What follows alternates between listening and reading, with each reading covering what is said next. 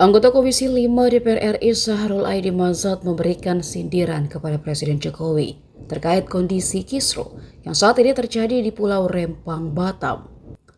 Pulau Rempang bergejolak pasca warga menolak adanya pemasangan patok hingga berujung bentrok dengan aparat gabungan TNI Polri. Syahrul Aidi bahkan menyinggung soal janji Presiden Jokowi untuk melindungi warga jika terjadi kondisi seperti di Pulau Rempang kini. Ia menegaskan warga Rempang terancam kehilangan sejarah dan kenangan atas tanah leluhurnya akibat pengembangan kawasan industri dan investasi. Terima kasih pimpinan. Assalamualaikum warahmatullahi wabarakatuh. Pimpinan dan anggota DPR RI yang saya hormati, saya Dr. Syahrul Aidi Mazat LCMA, nomor anggota A418, fraksi PKS, Dapil Riau, yang merupakan saudara kandung Kepulauan Riau, Batam, Rempang. Kesempatan yang penting dan terhormat ini saya ingin menyampaikan keluhan dan aspirasi masyarakat Melayu Kepulauan Riau. Apa yang terjadi di Rempang, Batam saat ini membuat kami, masyarakat Melayu, berduka, kecewa, di mana sanak saudara kami di Rempang terancam kehilangan sejarah dan kenangan atas tanah leluhurnya dengan dalih mengembangkan kawasan industri dan investasi. Pemandangan yang mengiris hati saat melihat anak-anak sekolah dasar di Rempang berlarian keluar dari lokalnya untuk menghindar dari ancaman gas air mata yang ditembakkan di kampung mereka. Mereka sesungguhnya mendiami daerah tersebut sudah ratusan tahun lamanya. Sementara BP Batam yang dulunya bernama Otorita Batam baru lahir tahun 1970-an. Dan mulai membangun Batam. Dari sinilah lahirnya istilah kampung tua, diartikan kampung yang sudah ada sebelum Otorita Batam ada, bahkan sebelum Indonesia merdeka. Pimpinan dan anggota DPR RI yang saya hormati, investasi itu seyogianya bertujuan untuk melindungi dan meningkatkan kesejahteraan rakyat.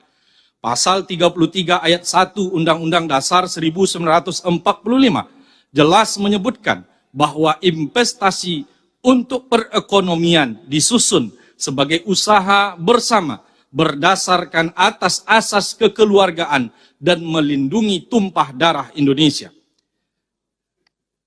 Konstitusi kita juga menjamin hak asasi manusia. Oleh karena itu, setiap kebijakan pemerintah harus berdasarkan kepada hak memelihara hak-hak asasi tersebut, termasuk di Pulau Rempang.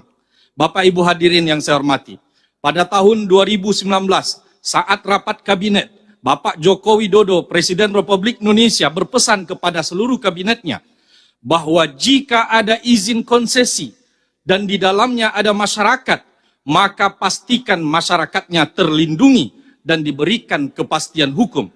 Jika perusahaan pemilik konsesi tidak memperhatikannya, maka cabut izinnya siapapun pemiliknya. Begitu ungkapan Bapak Jokowi. Berdasarkan hal tersebut, fraksi PKS DPR RI menyatakan sikap. 1. Mengecam tindakan aparat yang represif dan meminta agar semua aparat menahan diri. 2. Meminta TNI Polri mengusut tuntas indikasi pelanggaran SOP. 3. Meminta pemerintah menjamin pengobatan bagi masyarakat yang terluka yang menjadi korban tragedi ini. 4. Membebaskan masyarakat yang ditahan akibat bentrok ini dan menjamin mereka tidak dianiaya sebagai indikasi bahwa pemerintah ingin menyelesaikan masalah ini dengan cara yang humanis.